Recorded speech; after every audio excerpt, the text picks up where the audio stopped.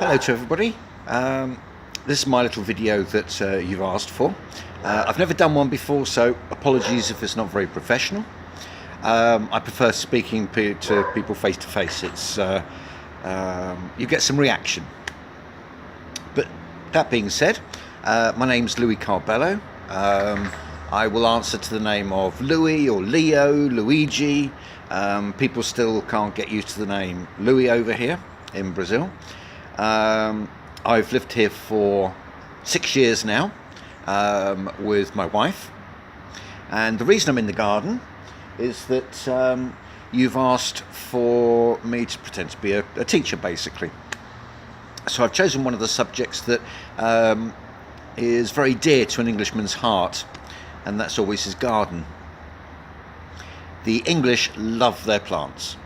Even though it's cold and dreary and it rains most of the time over there, we still like to go out and potter around and look after our roses and all that sort of thing. So what I would do in a normal teaching situation is that we would pick up some of the terminologies and some of the phrases that the Englishman would use when we're talking about the actual garden itself. And most people in England have got a fairly good education on plants, because it's one way of the neighbours seeing that you actually take care of your house, that you have some personality. And at the end of the day, it is nice. It's nice to go out and see the vegetation and chill out a little bit. Okay. The other thing that the Englishman loves, and Englishmen in particular, is his little hut in his garden. Now, we like our DIY in the UK, which is do it yourself, and you have to have a place for all your tools, your little hideaway, your man cave, as they call it out there. And it allows you to store away all your rubbish and all your tools, so that you can cut the grass, you can prune your trees, and also you can put up shelves and do a bit of painting and things like that. So we like our little man caves. A good point to talk about as well. Here in Brazil, it tends to be the barbecue and where the fridge is to get your beer. And that tends to be the centre of everything over here at parties. In the UK, people love to show off their DIY. The things that they've made, the improvements that they've made, that everything is fresh and clear. And it shows a bit of personality about the individual as well. We've tried to create that here in Brazil, our home here. And it's still work in progress. So I do all my own painting, I do all my own repairs, and that's something that most Englishmen have a lot of pride in doing. So it's nice to have some of the words that you need to be able to converse people in English along those types of topics. Yeah. The other topic that people like to talk about in the UK is the weather. Here as well, I suppose. But we're very informed over there. We like to show that we know that it's going to rain or if it's going to be sunny. And it also depends on the weather, on the activities that you'll actually do. We do spend a lot of time in the house. So the house has to be a place of comfort and entertainment and security, of course, but it's not as much as here, where we tend to live most of our life outside of the home, and that's a little bit different. The temperatures over here are certainly much better.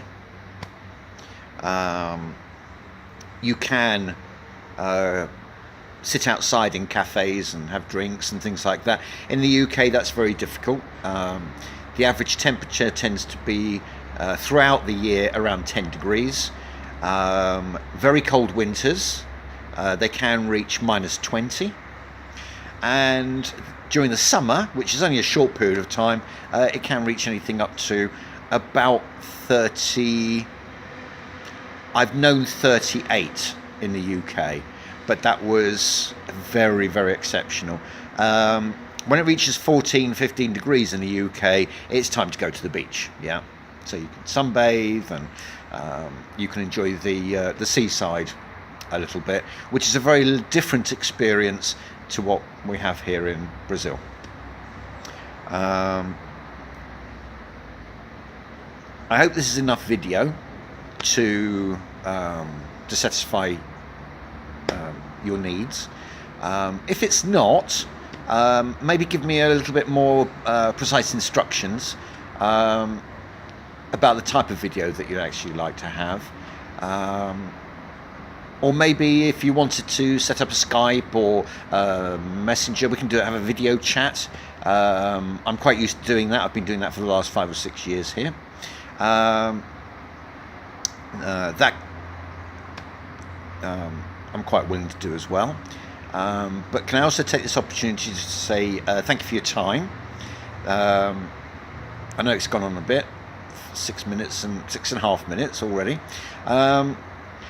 But I just wanted to thank you for your time to say that the Englishmunchers, I think, would be a great idea for me.